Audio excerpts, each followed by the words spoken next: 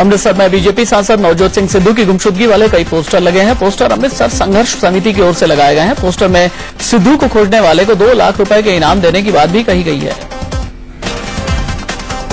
दिल्ली के गोकुलपुरी इलाके में 16 साल की एक लड़की का शव मिला है। हत्या के बाद लड़की की शव को नाले में फेंक दिया गया। 16 साल की लड़की अकेले रहती थी। कुछ दिन पहले इसके भाई की हत्या हो गई थी। बिहार के गया में बस पलटने से एक यात्री की मौत हो गई, जबकि 6 से ज्यादा जख्मी हो गए। बस पटना से रांची जा रही थी। बिहार के भागलपुर में फल व्यापारी की मौत पर जमकर हंगामा हुआ। गुस्साए लोगों ने कई गाड़ियों के शीशे तोड़ डाले। साथ ही जिस ट्रक से कुचलकर फल व्यापारी की मौत हुई थी उसमें भी आग लगा दी गई। जमशेदपुर में महात्मा गांधी मेडिकल कॉलेज के सुपरिटेंडेंट की हार्ट अटैक से मौत हो गई। बताया जा रहा है कि सूबे के स्वास्थ्य मंत्री मेडिकल कॉलेज में औचक निरीक्षण करने आए थे। गुड़गांव में विक्रांत का राजकीय सम्मान के साथ अंतिम संस्कार कर दिया गया। पशु तस्करों ने विक्रांत की हत्या की थी, जिसके बाद परिजनों और स्थानीय लोगों ने हंगामा किया था और विक्रांत को राजकीय सम्मान के साथ अंतिम संस्कार के साथ कई मांग की गई थी, जिसे जिला प्रशासन ने मान लिया था।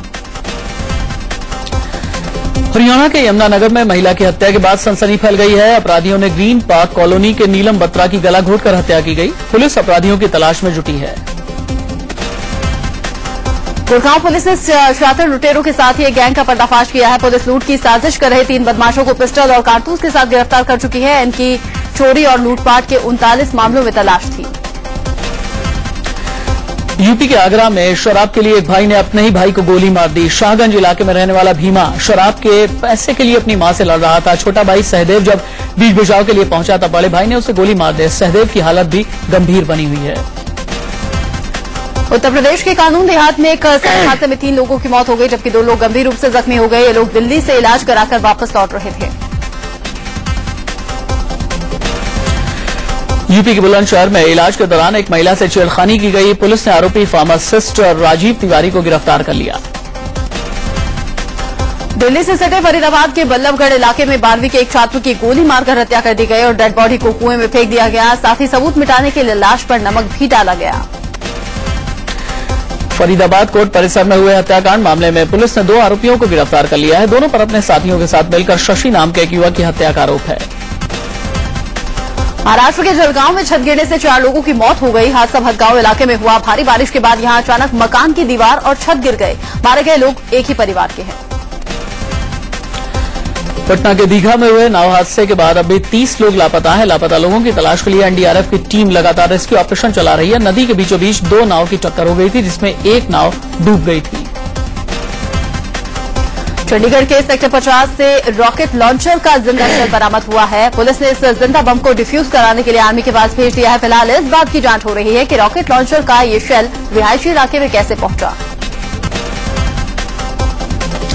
पंजाब के होशियारपुर में विदेश भेजने के नाम पर नौजवानों से ठगी करने वाले गिरोह का पर्दाफाश किया गया है। इनके पास से 109 पासपोर्ट भी जब्त किए गए।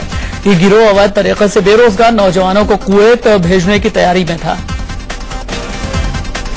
यूपी के पूर्व मंत्री रघुराज प्रताप सिंह उर्फ राजा भैया ने एक बार फिर से कानून तोड़ा है। सुल्तानपुर में धारा 144 लागू होने के बावजूद राजा भैया का काफिला गुजरा। साथ ही सड़कों पर राजा भैया के समर्थक बिना किसी रोक-टोक के हथियार लेकर घूम रहे थे। इलाहाबाद में गंगा का जलस्तर खतरे के निशान के ऊपर पहुंच चुका है। शहर के रिहायशी इलाकों में बाढ़ का पानी रोकने के लिए सेना को बुला लिया गया है। सेना के 5 दर्जन से ज्यादा जवान रिसाव को रोकने में जुटे हैं। गुजरात सरकार ने बिहार के 75 किसानों को सम्मानित करने का फैसला किया है, लेकिन बिहार सरकार इन किसानों को गुजरात नहीं भेज रही है।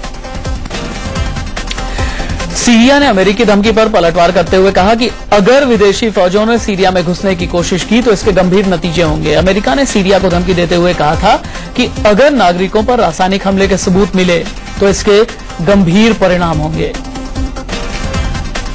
भारत पाकिस्तान एलओसी पर लगातार हालात गंभीर होते जा रहे हैं। इसी बीच पाकिस्तान ने भारत पर बिना किसी उकसावे के फायरिंग का आरोप लगाया है। पाक ने दावा किया है कि एलओसी पर नाक्याल सेक्टर में भारतीय सेना की फायरिंग में 2 महिलाओं की मौत हो गई, जबकि 7 अन्य लोग जख्मी हो गए।